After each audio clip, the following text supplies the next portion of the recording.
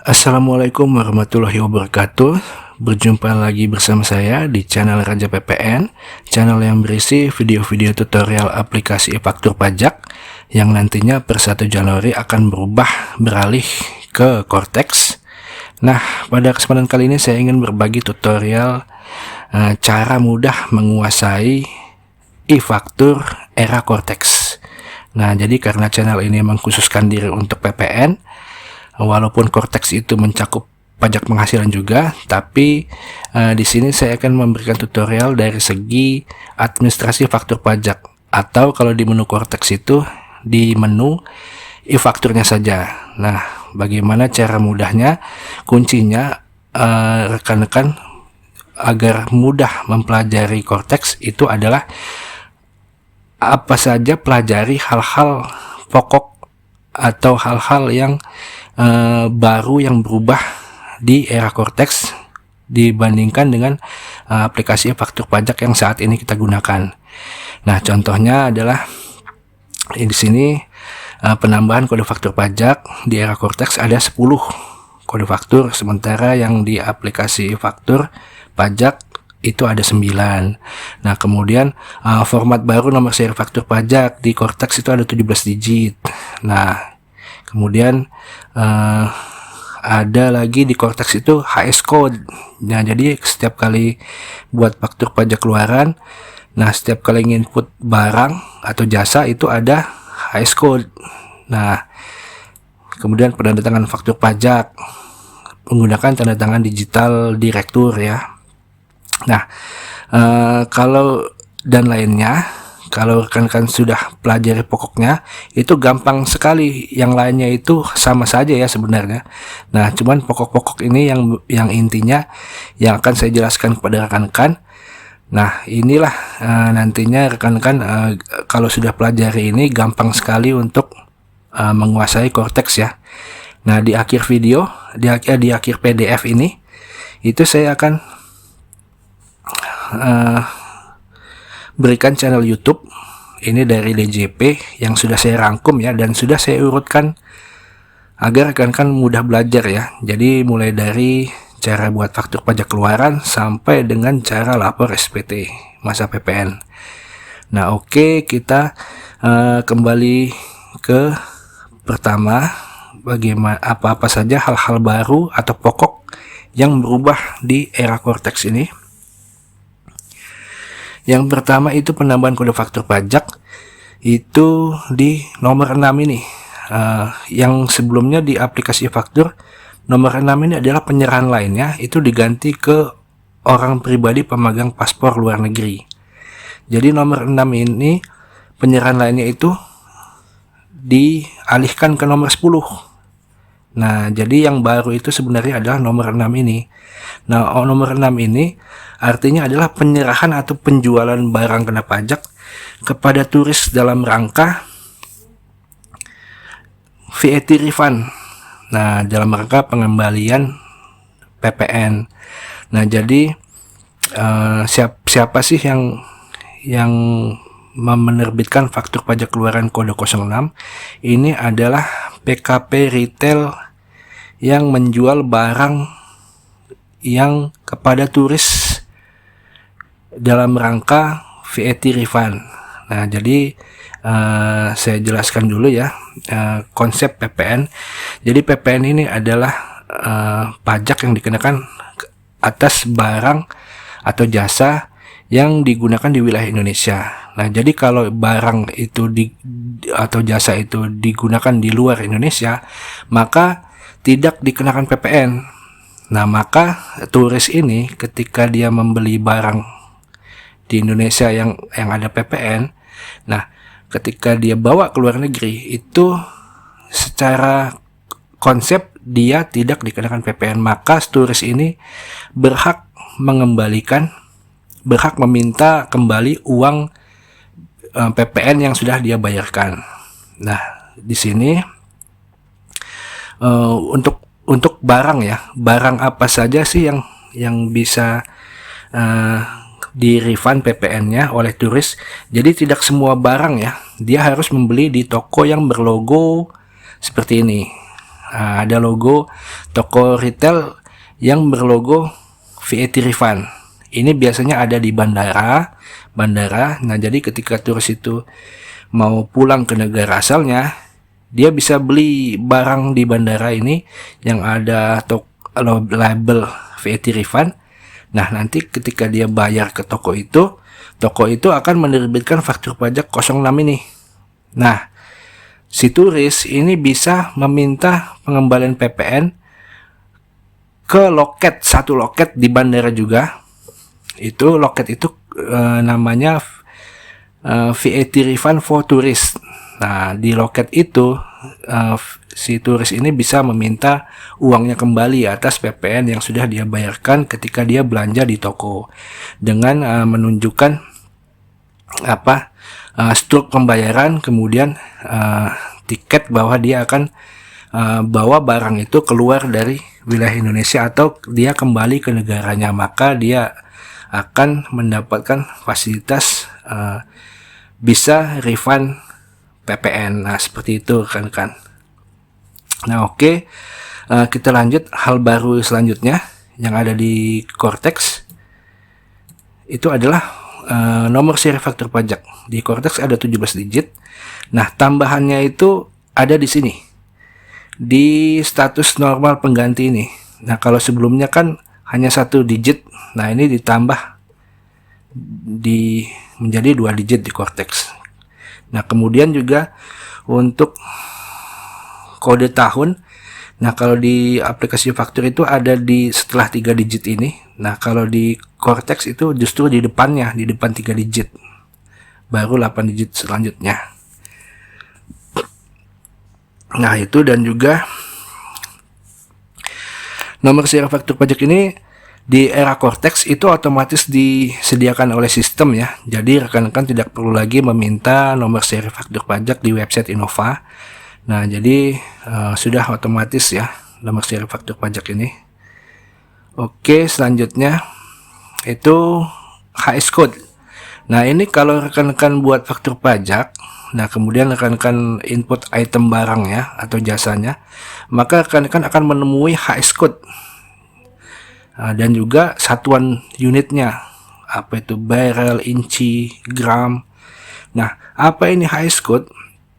HS code ini adalah penomoran barang atau pengklasifikasian barang ya. Dan ini HS code ini, pengklasifikasian penomorannya ini berlaku untuk standar internasional. Jadi semua negara itu menggunakan format ini. Ini biasanya untuk keperluan ekspor impor. Nah, ekspor impor. Nah, untuk di Cortex ini HS code ini akan muncul tapi tidak wajib diisi. Nah, informasi terbaru HS code ini tidak wajib diisi, rekan-rekan bisa abaikan saja. Nah, cuman rekan-rekan perlu tahu saja, cukup tahu oh ini ada HS code. Nah, nomor HS code-nya seperti ini contohnya ya. Goods ini barang, live animals ini hewan ternak ya, live horse ini kuda, dan lain sebagainya. Oke, lanjut lagi hal baru lainnya itu adalah penandatanganan faktur pajak. Nah, yang rekan lihat di layar ini adalah faktur pajak yang terbaru di era Cortex. Jadi di bawah pojok kanan bawah ini ada tanda tangan elektronik. Nah, tanda tangan elektronik siapa yang berhak ini adalah yang ditunjuk untuk menandatangani faktur pajak itu adalah direktur.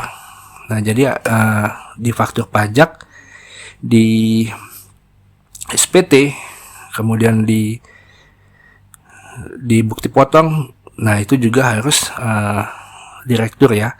Nah, jadi tidak ada lagi sertifikat elektronik milik badan ya. Sebelumnya di aplikasi faktur pajak sertifikat elektronik itu harus diperpanjang setiap 2 tahun sekali, maka di era Cortex ini tidak ada lagi ya, sertifikat elektronik tidak dipakai lagi, tidak ada lagi namanya perpanjangan sertifikat elektronik. Yang dibutuhkan adalah tanda tangan elektronik dari pejabat yang ditunjuk untuk menandatangani faktur pajak, yaitu direktur dalam hal ini ya. Nah, tanda tangan elektronik milik wajib pajak OP yang ditunjuk sebagai penandatanganan SPT, faktur pajak atau bupot, dalam hal ini direktur sesuai akta notaris. Nah, untuk tanda tangan elektronik ini dibagi menjadi dua jenis, yang tersertifikasi dan yang tidak tersertifikasi. Untuk yang tersertifikasi ini adalah salah satunya dari lembaga Privy. Nah, contohnya ini. Nah, kemudian yang tidak tersertifikasi ini adalah dari website Cortex ya, dari DJP, istilahnya kode otorisasi KO DJP. Nah, bisa dibuat di Cortex. Ini kalau untuk PKP yang sudah eksis itu tidak perlu buat, tapi ini kalau dibuat kalau untuk yang NPWP baru ya.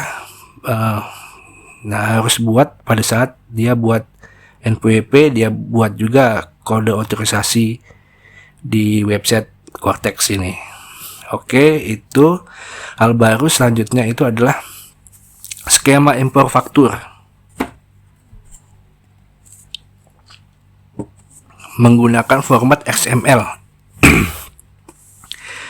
Nah, di era Cortex ini menggunakan format XML. Kalau di aplikasi faktur pajak itu formatnya adalah CSV. Nah, kalau di Cortex itu menggunakan format XML, maka kita perlu konversi dari CSV ke XML. Nah, konverternya itu bisa di-download di link www.pajak.go.id. Nah, tinggal diklik saja, maka dia akan otomatis masuk ke linknya.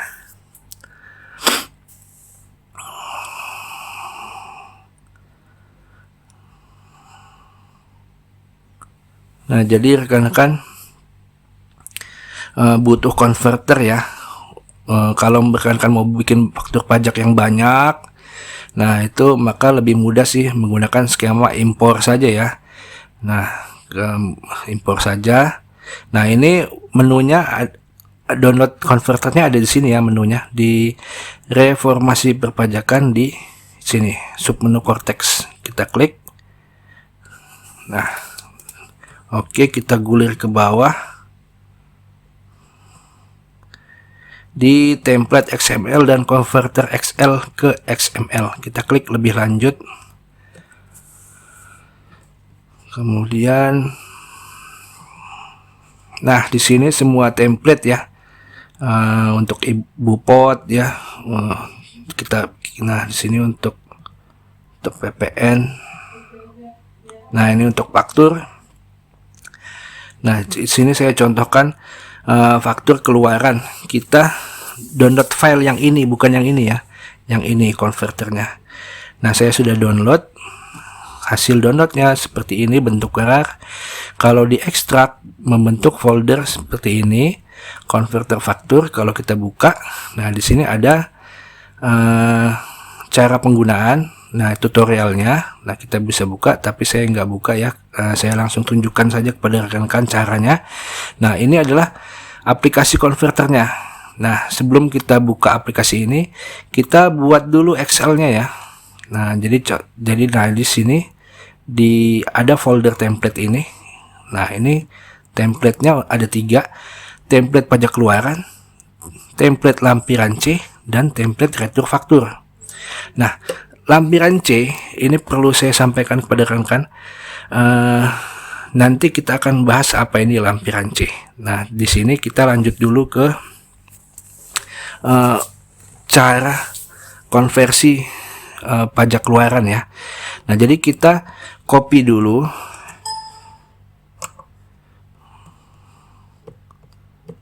Nah, terus kita paste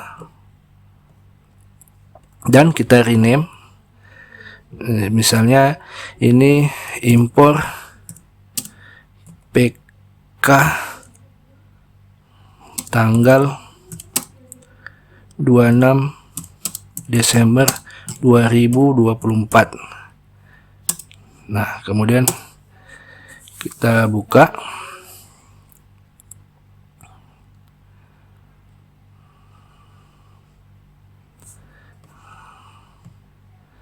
Nah, yang perlu kalian isi adalah di sheet faktur dan di sheet detail faktur. Untuk sheet referensi ini adalah panduan ya. Nah, ini panduannya, panduan cara mengisinya ya. Untuk kode A ini barang, kode B jasa, kemudian kode faktur pajaknya ada 10. Kemudian ini cap ya. Kode cap. Nah, itu ada keterangan juga sama panduannya. Nah, yang wajib diisi ini ada di kolom di sheet faktur. Nah, karena nomor seri faktur pajak itu otomatis disediakan oleh sistem ya, jadi kita tinggal isi barisnya. Nah, baris ini artinya adalah ada 4 baris, berarti ada 4 faktur pajak. Nah, kemudian misalnya faktur pajak 1 itu detailnya ada di sheet detail faktur itu ada 3 item barang. Nah, diisi di sini detailnya. Nah, item 2 itu ada 3 item barang, item 3 ada 1, item 4 ada 3 barang. Nah, seperti itu detailnya diisi di sheet ini. Nah, kemudian jangan lupa diakhiri dengan N ini. Nah, saya contohkan, saya tambahkan 1 ya, 1 faktur, jadi ada 5.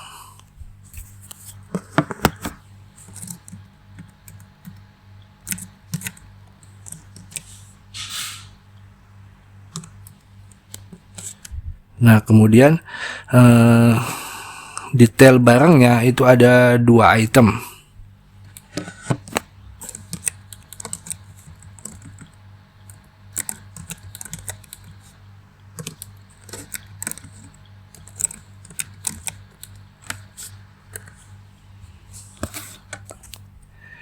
Nah, kalau sudah kita save. Nah, kita close, kita tutup. Nah, kita kembali lagi ke aplikasi converter ini, lambang roda bergigi ini ya.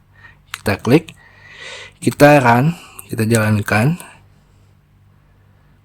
Nah, kemudian kita cari, kita browse tempat Excel yang tadi kita buat, adanya di template Excel ya. Nah, di sini di impor PK tanggal 26 Desember 2024, kita klik open. Kemudian kita klik pilih jenis XML, kita pilih faktur pajak keluaran, kemudian kita klik simpan. Nah, berhasil disimpan, kita klik OK. Nah, kemana simpannya? Simpannya di folder ini juga. Nah, dia ini seperti ini bentuknya. Nah, impor PK tanggal 26 Desember 2024, tipe XML dokumen. Nah, seperti itu kan untuk cara menggunakan converter untuk skema impor. Oke, kita lanjut lagi ke hal baru selanjutnya, itu adalah lampiran C. Nah, pada SPT masa PPN. Nah, seperti yang kita ketahui ya, kalau untuk SPT masa PPN ini, itu yang kita kenal saat ini lampiran SPT-nya itu ada lampiran A1. Nah, ini ya, untuk daftar ekspor, A2 untuk penyerahan dalam negeri, kemudian B1 untuk pajak masukan PPN impor dan PPN LN, kemudian B2 pajak masukan dalam negeri, B3 pajak masukan tidak dikreditkan. Nah, ini ada lampiran C tambahan. Nah, jadi lampiran C ini adalah perusahaan yang ditunjuk oleh DJP untuk memungut PPN. Nah, sebelumnya itu mereka menggunakan aplikasi SPT 1107. Nah, nanti di Cortex ini mereka disediakan ya lampiran C. Nah, mereka penyerahan atau penjualan barang atau jasa kena pajak itu ditaruh di lampiran C sini, diungkapkan di lampiran C sini semuanya. Nah, contoh yang menggunakan lampiran C ini adalah perusahaan pemungut PPN PMSE. Jadi PMSE ini adalah perdagangan melalui sistem elektronik. Nah, contohnya produknya apa saja? Nah, produknya itu produk barang tidak berwujud atau barang digital ya, seperti atau jasa digital seperti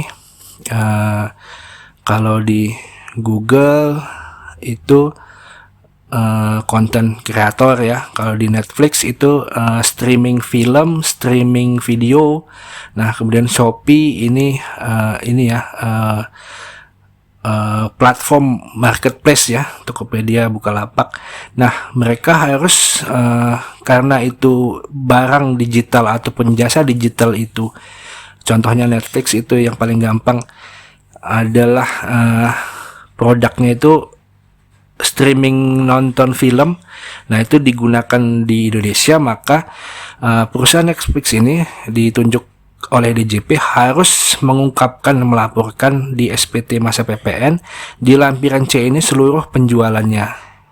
Nah, seperti itu rekan-rekan. Oke,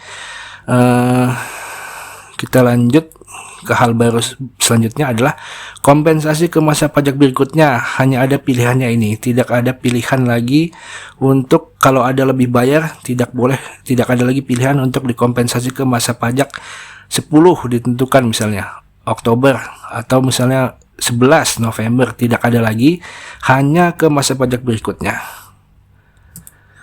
Nah, sudah selesai hal-hal baru atau pokok yang bisa rekan-rekan ingat ya, untuk nanti ketika Cortex ini sudah berjalan, rekan-rekan itu mudah mempelajari, menguasai Cortex utamanya dari sisi PPN ini. Nah, ini di terakhir adalah urutan belajar Cortex. Jadi ini video YouTube dari DJP. Nah, sudah saya rangkum ya, rekan-rekan tinggal pelajari, tinggal diklik saja maka otomatis ngelink ke video YouTube. Nah, ini PDF ini akan saya share via Google Drive. Nah, linknya itu ada di deskripsi video. Nah, jadi rekan-rekan bisa download linknya dan bisa pelajari video tutorial ini ya, rekan-rekan. Nah, sekian saya rasa video tutorial ini, semoga bermanfaat. Akhir kata, wabillahi taufiq wal hidayah. Wassalamualaikum warahmatullahi wabarakatuh.